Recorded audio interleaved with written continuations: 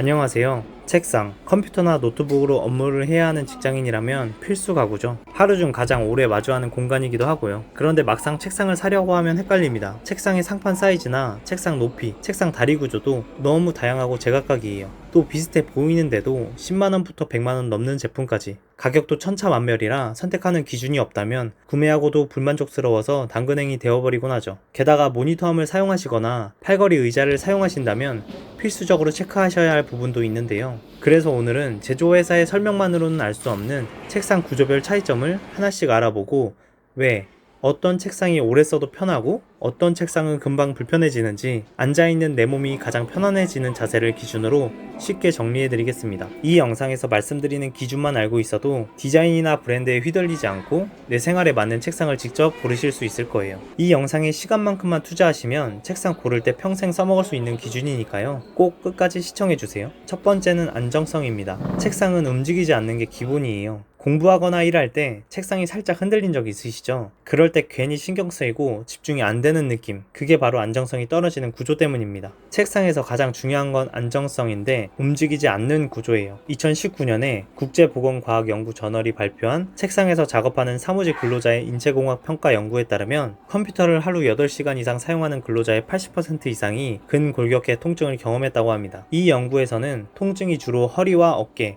목 부위에서 집중적으로 나타났다고 밝혔어요. 특히 연구팀은 그 원인 중 하나로 작업 환경의 구조적 불안정성을 지적했습니다. 다시 말하면 책상이나 의자의 구조가 신체 하중을 제대로 분산하지 못하면 근육 피로가 쌓이고 집중력도 떨어질 수 있다는 거예요. 이유는 구조적으로 아주 단순합니다. 책상의 다리는 네발 구조가 하중을 가장 안정적으로 분산시키는 형태예요. 상판의 중심과 모서리에서 균형 있게 힘을 받기 때문에 진동이 한쪽으로 몰리지 않고 프레임 전체에 고르게 퍼지죠. 반면에 두발 구조 책상은 디자인이나 공간 효율 면에선 깔끔할 수도 있지만 상판의 끝부분에 하중이 실리면 미세하게 흔들릴 수 있습니다. 이때 사람은 무의식적으로 지금 책상이 살짝 움직인다는 걸 느끼고 그 작은 불안정감이 조금씩 집중을 방해하기 시작해요. 또 이런 구조에서는 타이핑이나 필기할 때 생기는 미세한 진동이 상판 전체로 전달되면서 손목이 어깨 피로를 유발하기도 합니다. 그래서 네발 지지형 책상이 구조적 안정성과 집중 유지 측면에서 훨씬 유리한 거예요. 정리하자면 네발 구조는 하중 분산이 고르고 진동 억제력이 높아요. 두발 구조는 공간은 넓게 쓸 수 있지만 장시간 작업에는 덜 안정적일 수도 있어요.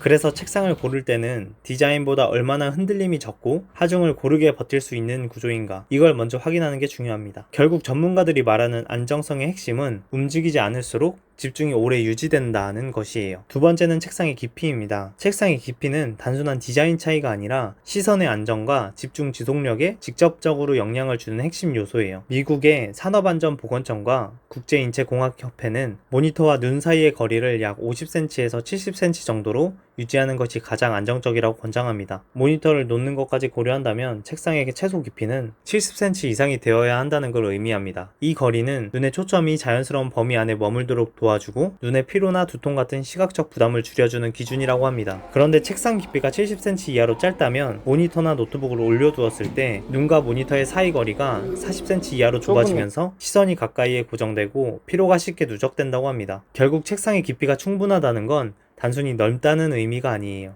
눈앞이 답답하지 않고 시야가 탁 트인 구조라는 의미입니다. 이 원리는 공부할 때도 똑같이 적용되는데요. 책상이 너무 얕으면 팔꿈치가 책상 밖으로 빠지거나 몸이 책상 쪽으로 과하게 숙여지게 됩니다. 그 결과로 어깨와 목 근육이 긴장하고 30분만 지나도 피로감이 빠르게 쌓이게 됩니다. 덴마크의 국립노동환경연구소 연구에서도 책상 깊이가 충분할수록 어깨 근육의 긴장이 줄고 작업 효율이 안정된다고 보고했습니다. 다시 말해 공부할 때의 깊이는 공간의 여유를 넘어서 자세의 균형을 지켜주는 기준 거리라고 할 수 있어요. 저도 실제로 책상을 사용할 때면 책상의 깊이로 집중력의 차이를 많이 경험했었습니다. 결국 책상의 깊이는 단순히 크기가 아니라 집중과 몰입을 유지하기 위한 공간적 거리입니다. 모니터 작업에서는 눈의 초점을 안정시켜 피로를 줄여주고 공부할 때는 팔과 어깨의 움직임을 안정시켜 자세를 지켜줍니다. 마지막 세 번째는 책상의 높이입니다. 책상의 높이는 개인적으로 세 가지 요소 중에 가장 중요한 요소인데요. 이건 단순히 얼마나 높은지 낮은지의 문제가 아니라 내가 실제로 일하거나 공부할 때 앉은 자세에 가장 많은 영향을 주는 요소더라고요. 특히 요즘 팔걸이 의자 많이 쓰시잖아요. 근데 팔걸이가 책상 밑으로 안 들어가면 의자를 끝까지 당기지 못한 적 있으시죠? 느끼죠. 그럼 몸이 자연스럽게 앞으로 숙여지고 허리랑 어깨에 긴장이 확 들어오게 됩니다. 그리고 모니터암 설치해보신 분들은 아마 공감하실 거예요. 상판 프레임이 외곽이랑 같은 라인에 있으면 모니터암을 걸 자리가 애매해서 설치가 안 되거나 클램프가 제대로 안 걸려서 보조 브라켓을 써야 하는 경우도 생기죠. 이렇게 모니터암이나 팔걸이 의자를 쓰신다면 책상 높이랑 하부 공간 구조를 반드시 같이 봐야 합니다. 이게 그냥 편하게 쓰기 위한 문제가 아니라 얼마나 편안하게 오래 집중할 수 있느냐, 피로가 얼마나 쌓이느냐까지 좌우하는 부분이에요. 사람마다 키도 다르고 팔다리 길이도 다 다르잖아요. 근데 대부분의 책상은 높이가 고정되어 있어요. 보통 성인용 책상 높이는 72cm에서 75cm 정도인데 이게 모든 사람한테 맞출 수가 없어요. 책상이 조금만 높아도 어깨가 들리고 손목이 꺾이고 조금만 낮아도 몸이 앞으로 숙여지더라고요. 그 상태로 몇 시간만 작업하면 집중력은 떨어지고 피로는 훨씬 빨리 쌓입니다. 그래서 제 경험상 처음에는 의자 높이로 맞추려고 시도를 해봤는데 실제로는 의자 높이 조절만으로는 한계가 있었어요. 의자를 높이면 책상이랑 간격은 맞지만 발이 뜨거나 팔걸이가 걸려서 불편하더라고요. 그래서 오래 앉아있기 힘들었어요. 결국 의자만으로는 답이 안 되고 책상 높이 자체가 조절돼야 몸이 편안하게 잘 맞더라고요. 이런 이유로 요즘은 높이 조절이 가능한 책상이 주목받고 있습니다. 2022년에 덴마크 국립노동환경연구소랑 대한인간공학회가 같이 진행한 연구에서도 이런 높이 조절 책상이 근육 피로랑 불편감을 줄이고 집중 유지에 도움이 된다는 결과가 나왔습니다. 이 연구는 여러 나라의 데이터를 종합해서 분석한 건데요. 앉기랑 서기를 번갈아 하면 어깨랑 허리에 가는 부담이 줄고 작업 효율이 좋아진다는 결론이 나왔습니다. 결국 책상 높이는 단순한 편의 기능이 아니라 몸의 피로를 줄이고 더 오래, 더 편안하게 집중할 수 있게 만들어주는 가장 중요한 선택 기준입니다. 이 세 가지만 확인하시면 10만원대든 50만원대든 실패할 확률은 거의 없으실 거예요. 책상 하나 바꿨을 뿐인데 집중력과 자세, 하루 루틴이 달라질 수 있습니다. 오늘 영상이 도움이 되셨다면 감사합니다.